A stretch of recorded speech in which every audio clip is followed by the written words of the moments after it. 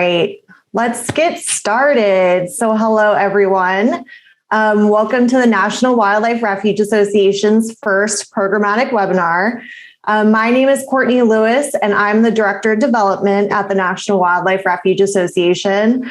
I'm so excited for this webinar today, which is about the Urban Wildlife Refuge Program. We're joined today by the National Wildlife Refuge Association's Urban Wildlife Refuge Program Director, Angie Horn, and the National Wildlife Refuge Association's Chief Operating Officer, Marco Aguilar.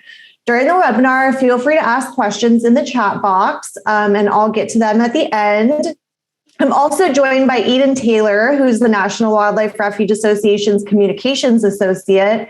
She's available for any tech problems, so feel free to reach out to her directly through the chat if you're having any technical difficulties. This webinar will be recorded and sent out afterwards. During our conversation, we'll be sending out a poll, so feel free to answer it or exit it out if you don't want to answer it.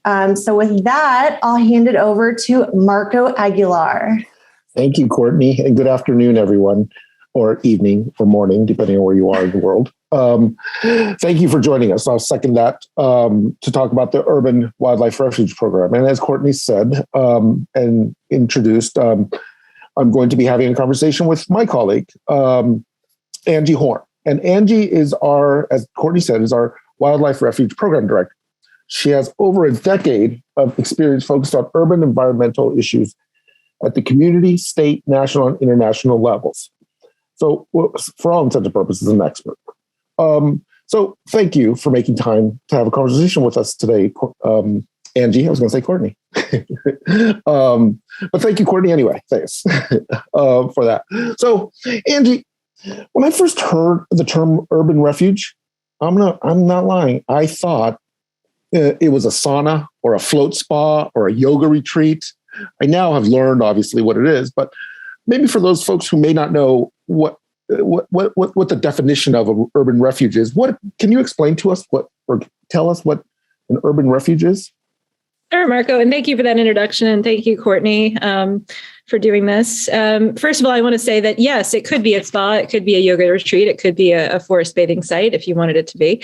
But urban wildlife refuges are, the official thing is they're designated. There's more than 100 of them located within 25 miles of urban areas. So that's a national wildlife refuge that is within 25 miles of a large population. And urban refuges are designated to improve access to nature for Americans everywhere, because there's been a lack of connectivity between the 80% of Americans who live in urban areas and our National Wildlife Refuge System, which is a lot of urban places, but also very rural in some places. So one of the aims of the program is to connect people with their urban refuges that might be in their backyard. So they've designated 125 urban refuges in the country? More than 100 national wildlife refuges. So okay. I think it's 101 urban refuges. And then there's another group of urban partnership cities, which are cities that don't have a land base, but they're considered an urban partnership. And Los Angeles would be one of those cities. We don't actually have a wildlife refuge in Los Angeles, but we do a ton of programming for the Urban Wildlife Refuge Program. I see. Okay. And tell us about the program, your program. Well, the national program or the one in Southern California, because I can be one of those. Let's start brief on the national and then focus on yours, the Southern Cal. Okay, great. Yeah, so the National Urban Wildlife Refuge Program with NWRA is sort of, it has the same aims and things like that as the U.S. Fish and Wildlife Service's Urban Wildlife Conservation Program. We have another dimension as an NGO is we really want to focus on the advocacy piece.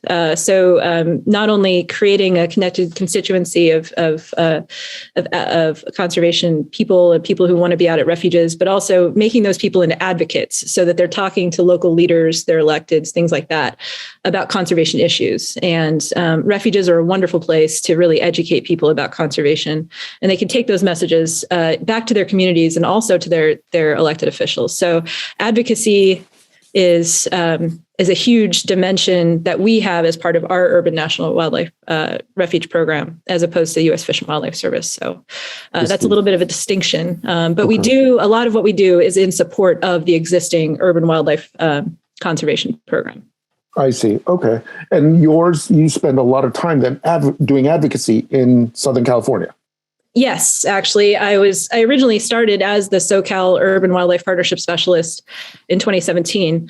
And I moved from Washington, D.C. to Southern California. And the SoCal Urban Wildlife Refuge Project was implemented, and it's managed by the San Diego Wildlife Refuge Complex, San Diego. If you know your geography in California, that's still about 100 miles away from Los Angeles, as you know, Marco, being a native Angelino. It's not a hop, skip, and a jump. So that's a long way. So they really needed somebody to be able to really deliver those messages and create those connections on the ground in Los Angeles. So that's where I came in. And without having a refuge there to use as a tool, we really were bolstering partnerships in the area, using the Los Angeles River as a sort of substitute land base to deliver education to historically excluded communities and underprivileged communities, under-resourced communities. So what San Diego does is they provide grants and support to NGO partners that fulfill those same aims. So the Los Angeles Conservation Corps, the Conservation Corps of Long Beach, Friends of the LA River, Los Angeles Audubon Society, just tons of NGOs that are doing wonderful work along the LA River. And it makes more sense to support their work than it does to send a bunch of people from Fish and Wildlife Service up to deliver those programs. These people know their communities better. So that has been a terrific strategy, is really building the partnership capacity to deliver educational programs, field trips, experiences, cleanups, learning about invasives, ecological restoration, endangered species protection, migratory bird issues. All of these things kind of connect in urban areas in a way that is very holistic. And so we're able to fund a lot of different partners to do a lot of different work to address all these things without even having access to a refuge.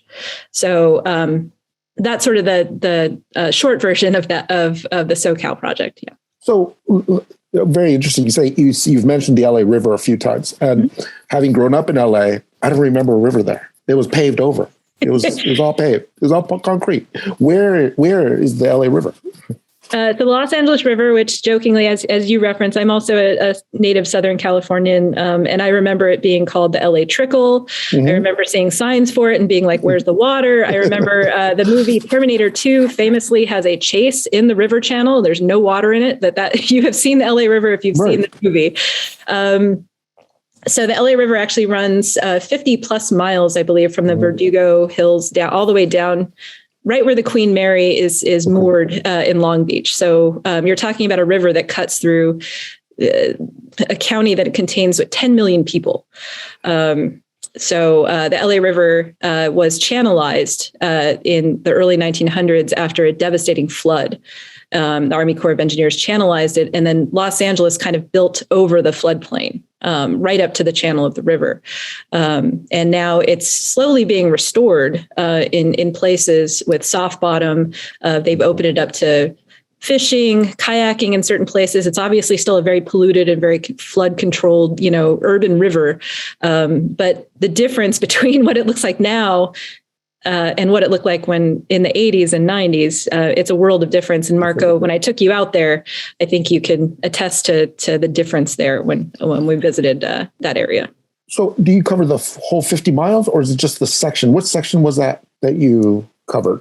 The sections we cover mostly are sort of the mid-river, so that would be northeast Los Angeles, all the way down through South LA to Long Beach area. So the real bulk of the river adjacent communities from sort of northeast of the city center all the way down to the most populated part of the county. South LA, I think it runs through Compton. It runs through like Inglewood, Long Beach, like I said.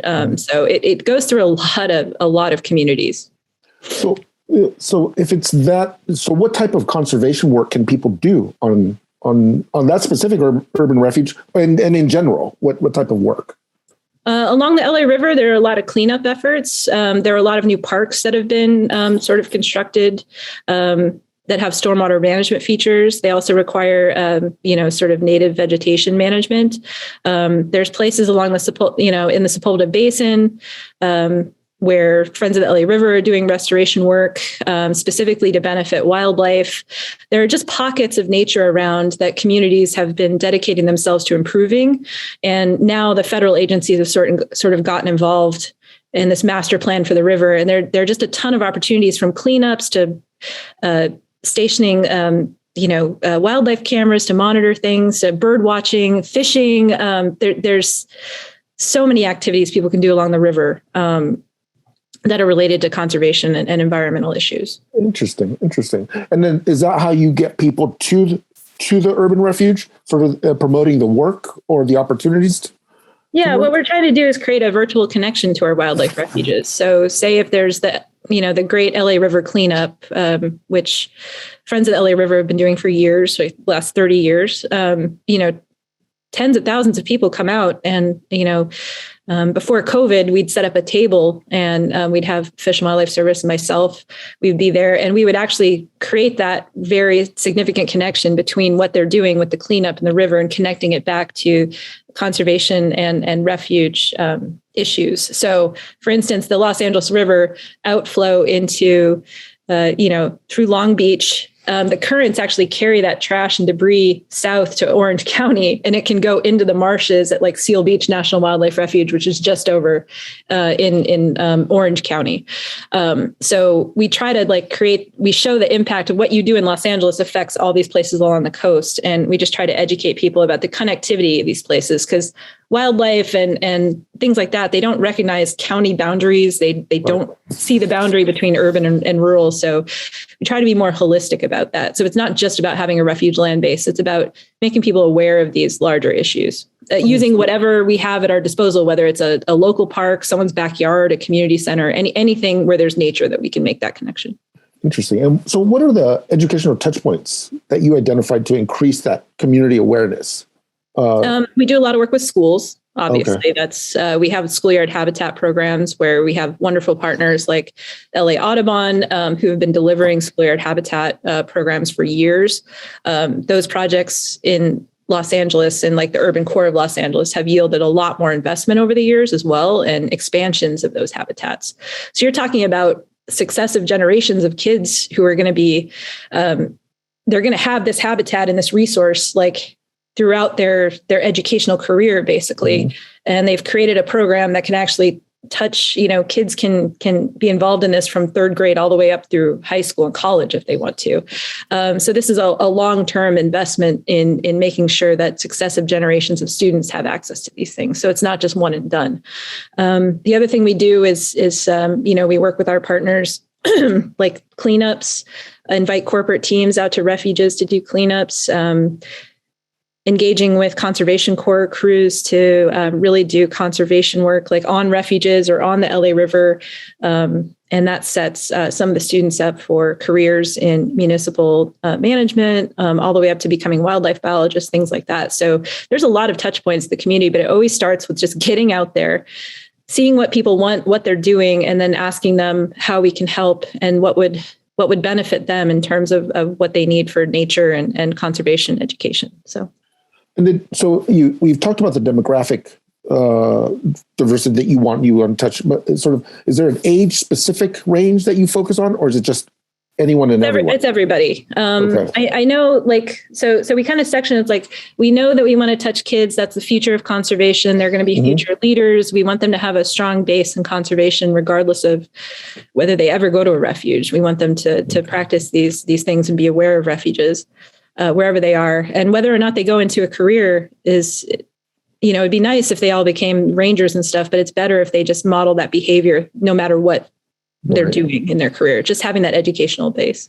And but I wanted to say we focus on everybody. We need young adults who are of voting age to be advocates now. We need older people who aren't really aware of concept. So it's all ages, from cradle to retirement. We want to reach everybody. And there's different ways that we do that through different aspects of the program.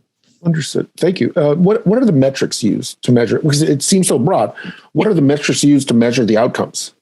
It depends on the program. So if we're doing an educational program, for instance, San Diego Refuge Complex has hired a professional evaluator who actually takes all of the data submitted by partners. So each partner has a pre and post survey scheme for their educational programs or whatever they're doing, so that anyone who's involved takes a pre-survey and then a post-survey, so we can measure increase in knowledge, changes in attitudes, things like that.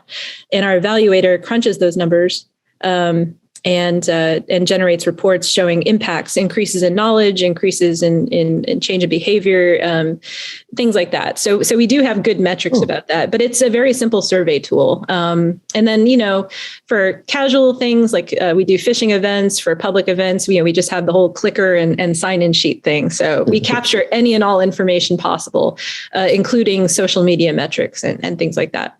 Got it. And so working with the community, it sounds like it clearly looks outwards to bring them in.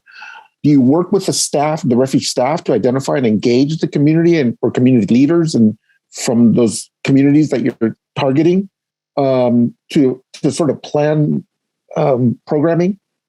Yes. So when I came into this job, obviously the folks in San Diego had already done a lot of that. They'd already started the program. So a lot of the partners that were already engaged. So when I came in, it was to bolster those partnerships and then identify new ones. Okay. So yeah, that's sort of how that happened. It's sort of things are already built there, and then we're building upon that. All right. You're sort of building and then growing. Yes. And this is, again, Southern California specific.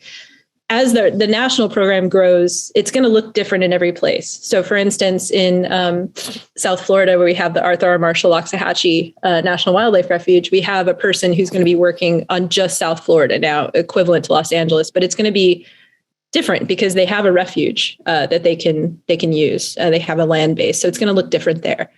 And then we have the Northeast region, where we're placing another person, sort of in the northern New Jersey area. Their focus is going to be more on youth workforce development. So the urban program is going to look different according to the needs of the community and not so much the needs of what we want to do. Our goals are always the same. How we get there is different in each place. Understood. And so talk a little bit more about the Florida, that long name, the Arthur R. Marshall-Loxahatchee National. Yeah, thank you. Tell us more about South Florida. You said we recently hired someone. Tell us more about that. Yeah, so this has been in the works for a while. So when I was hired to come to Southern California, this was really a pilot to see if it could work. And through much trial and error, several government shutdowns and a pandemic, we were able to make it work despite all of these challenges. We were able to attract a lot of outside investment from foundations in Southern California.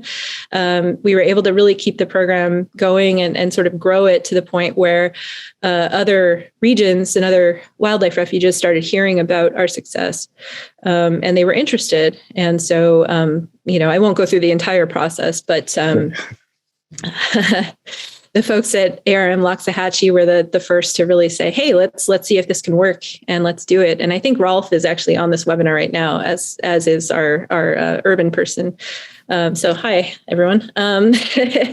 So we worked very closely with the staff there to create a position that would benefit our program, but also increase the reach of the urban program that they're doing in South Florida. So we're going to be focusing a lot on engaging historically excluded communities in the greater Miami area. So, even though the refuge is north and it's near Palm Beach, we're being very intentional about engaging non-traditional communities, new Americans, faith groups, LGBTQ, just anybody who hasn't really been involved in the refuge. They might have driven past it and said, "Oh, I'll stop there one day." We want to get those people to actually say, "Oh, that's cool. I really want to go there and I really want to be involved there." So it's very early days. I think our person there has only been on the job for about a week. So stay tuned though, because we'll be publishing some blog posts about our work there. So you talked about the San Diego complex having someone do the analysis for all the data and whatnot. Will you have someone in Florida as well? That remains to be seen. Okay. We're still exploring some of those things. Again, it's structured differently because they're not doing a lot. As far as I know, they're not doing a lot of grants to outside people that require that sort of thing. But we'll come up with our own evaluation scheme. Got it. For that. And then I imagine because of the focus, it's going to be built from, there's nothing there yet. Mm-hmm. Well, there's some things that the urban coordinator, Fish and Wildlife Service urban coordinator, David Vela, really built that program over the last 5 years. And he transferred to another refuge. So what we're doing is really trying to carry on the work that David started and build upon that. So right. And so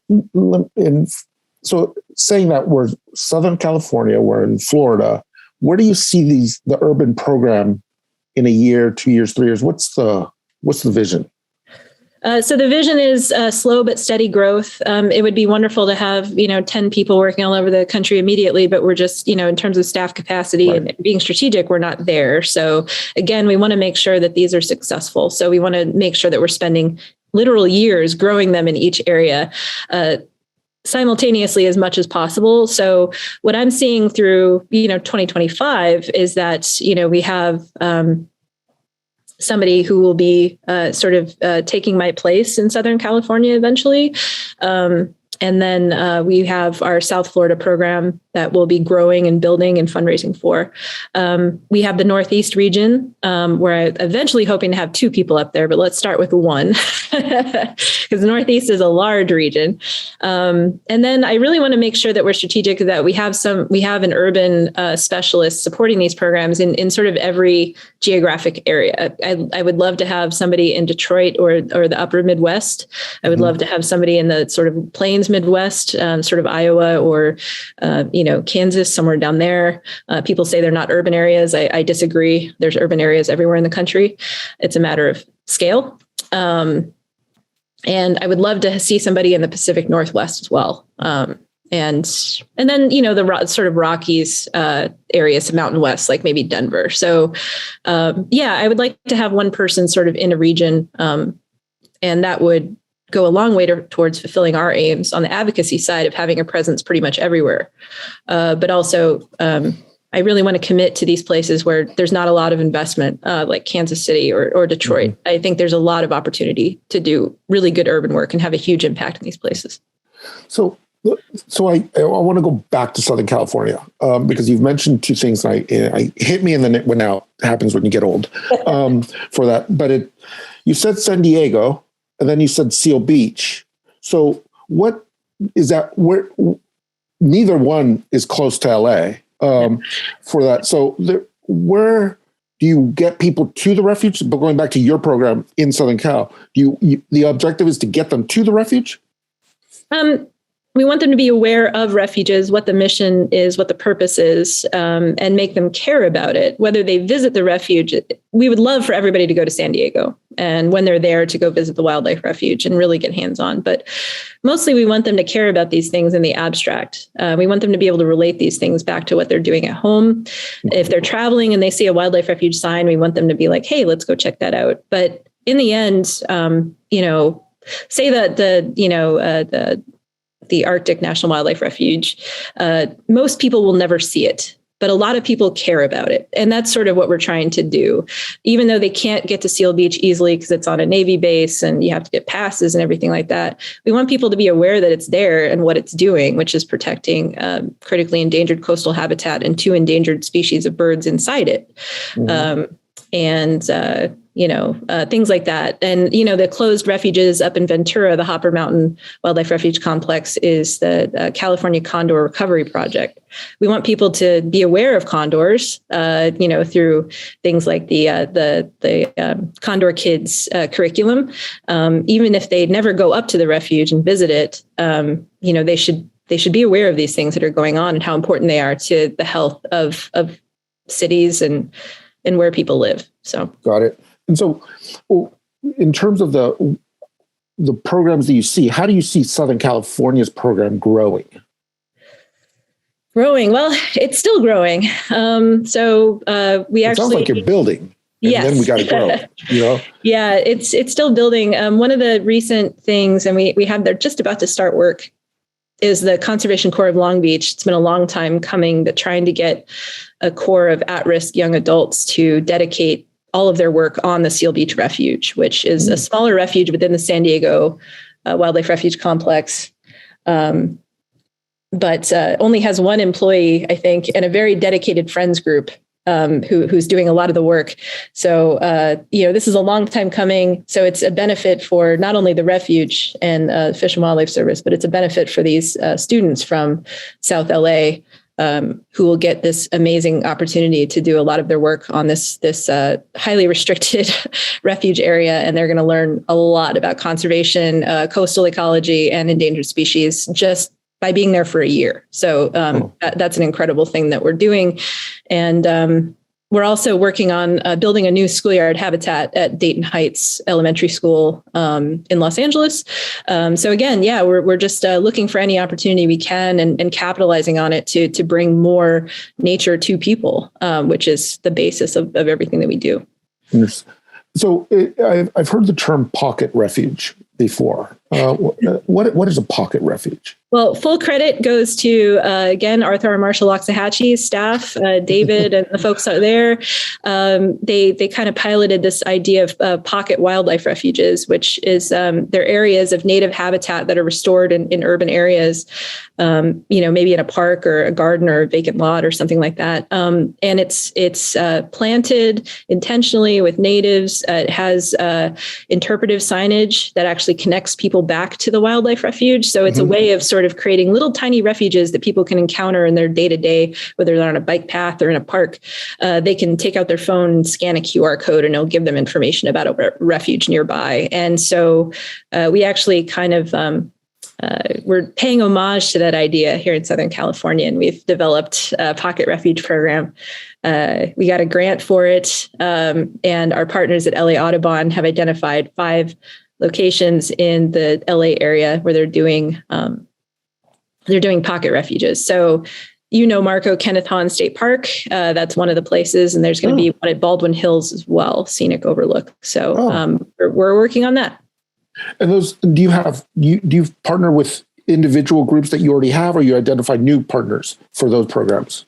The partners that we have are the ones that we develop these proposals with, and LA Audubon. Yeah. So we didn't engage new partners with this, but we're just trying to use the suite of partners. And then if we do something else that requires new partners, like when we wanted to do fishing events, I engaged a Trout Unlimited chapter here. Then I just reach out to whoever the new person is or whoever we need. We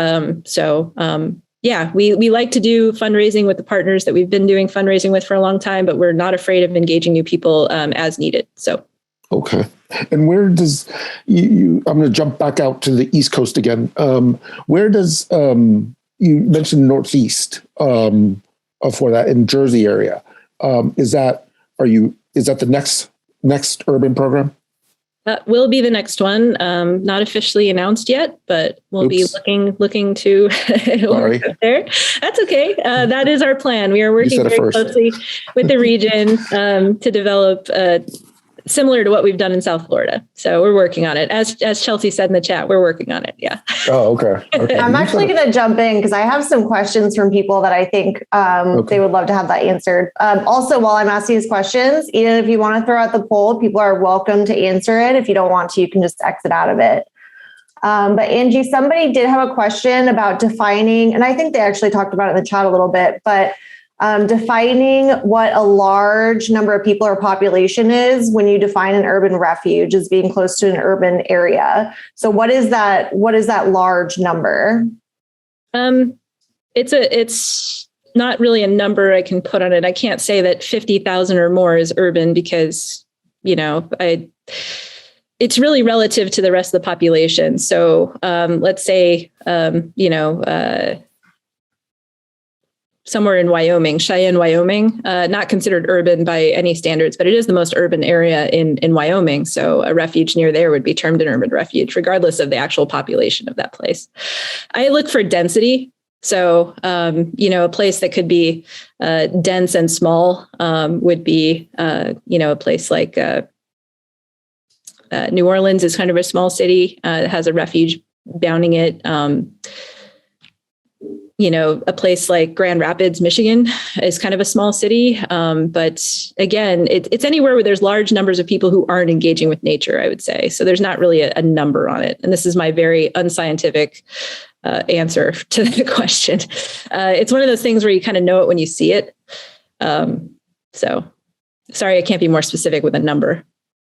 Yeah, no worries. There's a number for U.S. Fish and Wildlife Service, though, right? Like they have a specific number when they determine if it's an urban refuge. Yeah, it's within 25 miles of urban areas, and I think they term urban as like more than 100,000 people or something like that. Yeah. Okay. Awesome. So I have a question just for myself, and then I'll go through some more of these. How did you end up in your position? Because I'm sure there's people thinking this is the coolest thing ever, and they really want to know like how you can end up in that position. So tell me your story. My story ping pongs all over the country. I was born a military brat. No, I won't go back that far. I actually studied anthropology as a student, and I was particularly interested in the sort of how people interact with nature, even back in antiquity, representations of nature, how it was incorporated into their religious and city lives, things like that. And I focused on Mesoamerica, which were urban areas, and the way they interacted with their environment was really interesting. I saw a lot of parallels to how we do it here, whether it's clear-cutting farming practices, creating microclimate changes, and things like that. It was just very fascinating to me, the urban-wild interface back then. And then I sort of trying to figure out what I wanted to do with my life. And I got a job working with the state of Nevada. And through that job, I got exposed to things that I never would have thought possible. I started doing a lot of stuff with parks and recreation and arts, which are very similar. I started doing more community outreach. I started getting to know artists and activists, Native Americans who are teaching traditional, weaving practices and things like that. It was just a really rich tapestry of culture in Nevada, which, again, living in Las Vegas, I never expected to encounter. And I found myself doing things like, going out to Ash Meadows National Wildlife Refuge, going out to Valley of Fire, and really getting involved in the sort of the natural world too. And so when I moved to Washington, D.C., I took a job with a very small parks-focused nonprofit, and just spent 10 years learning everything possible about urban parks, funding structures, learning about the national park system, working with government entities, doing advocacy. It was almost like a 10-year-long clinic of everything you could possibly want to learn about urban environment, urban conservation, all of these touch points in cities, from how developers work, how city councils work, how decisions are made, why cities look the way they look. I just got this clinic in urbanism and the environment. And once this position was advertised, it was all of my interests put together and would take me back home to Southern California, where I was originally from, after ping-ponging all over the country, coming back to SoCal and being able to come back to the LA River and, do things like that. So, everything I did in DC led me to this position, this very unique position. And I had built all these skills to the point where I guess I was the person that they wanted. And I was able to go out and apply all these things and use all of the tools that I, sort of developed during my career in DC and really apply them here. And it's been successful so far. So that's the very, very short version of how I got into this position. And it is one of the coolest jobs I've ever had. It's an amazing opportunity. And I'm amazed and proud and privileged to be able to now hire other people in these positions around the country. And it's so rewarding, and I'm so happy to be here and be building this program. It's hard, but I think it's really worth it. And I'm looking forward to building a great team. Great. That's an awesome story. So someone asked, is this work all or mostly in California? So I think you've answered that a little bit, that for the National Wildlife Refuge Association, we have the SoCal program, but we are expanding into different areas, which is super exciting. Did you want to touch on that at all a little bit more? Well, I would say if anyone's interested in bringing a partnership specialist or having NWRA work with them to try to figure out if this is something for them, reach out to me. I'm interested in working everywhere. I want to help people everywhere. I want to really grow this program. And the best way for me to do that is to really see where the interest is and then sort of strategically address it that way. Great. And we can include our contact information in the follow-up email with the recording after. Any plans to work with Boy Scouts or Girl Scouts, FFA, 4-H, and other youth organizations? So we do quite a bit with the Girl Scouts. Not so much the Boy Scouts. I don't know why that is. I have had very limited interactions with the Boy Scouts. Unfortunately, with the Girl Scouts, have come out to Refuges and done they've done mud stations and done labs at Seal Beach. They're usually showing up to cleanups and things like that. So the Girl Scouts very community oriented and very involved with that. On a national level, would love to see how to get I think the national group involved in doing these urban programs. So there's a lot of opportunity there, but we've only done it sort of on a one-to-one troop basis, sort of wherever we have a refuge or a refuge program. Great. So someone said Friends of Hackmatack was hosting Teens with Sierra Club Chicago Inspiring Connections Outdoors for a weekend there, even prior to the refuge being established in 2012. Those outings have been curtailed during the pandemic, but we hope they can begin again. Does the U.S. Fish and Wildlife Service Urban Refuge Program partner with Sierra Club, ICO, and other areas? I don't know if you would know that. I'm not sure about, I've worked with Sierra Club chapter people locally, but I don't know if there's I can't speak to the U.S. Fish and Wildlife Service and their Sierra Club can often be in opposition to certain things. So I'm not sure what the relationship is like. Okay, great. Someone also said in my area of South Texas, there's several programs that put students on buses and take them to wildlife refuges to view nature. Will your program work with local efforts to protect and develop habitat and wildlife so they are actually living with nature? Yes, we would rather bring a native garden or habitat to a community rather than put a bunch of people on dirty buses and take them to a refuge that they'll never go back to. It's great to have them, and I'm not being facetious, it's important to visit refuges, but it's way more important for them to be able to access this stuff on a daily or weekly basis as opposed to a one-time experience. I think one-time experiences can be valuable and they can inspire things, but I think if they don't have another thing to go back to, then that knowledge is really going to be sort of useless because if you go to South Texas and you go to the sadly closed Butterfly Center, I don't know if it's reopened yet, but where are you going to really apply that knowledge? It's sort of like learning a language, like immersing yourself in French and then moving to a place that's mostly Spanish speakers. We want to make sure people have nature at home that they're engaging with. Yeah. Great. And then I have just another one personally. I was wondering if you had talked about engaging with youth and wanting them to be rangers or something when they grow up. Do you have a story of somebody that either started in the program or you've worked with and you've been able to see them grow to become like a conservation hero? Conservation hero. Yes. I don't know about hero yet, but there are a few people. I won't name names because I don't want to put them on blast. But there was somebody who engaged with the LA Conservation Corps River Corps crew.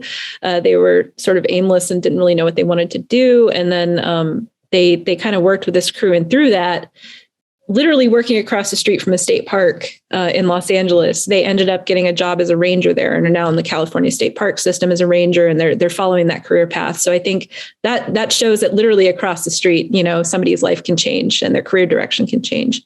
In terms of schoolyard habitat, it's amazing to watch. You just wonder where these little kids are going to end up. There was a little girl. We went and visited one of the schoolyard habitats in Los Angeles. I think it was Esperanza. And the kids were out and they were just engaging with nature on their own. They were in the courtyard. They were looking at birds. And there was one little girl who had this notepad and it was full of stuff. And she had gone from being like totally shy and not really engaging in anything. And she had turned herself into like a birding expert. Like she can now identify any bird that you want. She's obsessed with birding, and she keeps this little notepad. So every time she sees a new bird, she can log it in her notebook. Just around this tiny little school campus, this teeny tiny little schoolyard habitat, and all these trees, and she's naming hummingbirds and things like that. And you can just know that this is the spark that turns somebody into a future park ranger, biologist, or things like that. So it's going to be fun to see where some of these kids end up. I haven't been in the program long enough, and I'm not old enough to really see somebody go from high school to into a career. But I've mentored interns and things like that. I had one person that I hired as just an associate who is now like doing a lot of great stuff at the Environmental Protection Agency. So throughout my career, I've had things like that. But yeah, there's so many good stories, and I just can't wait to see what some of these kids end up doing. Great.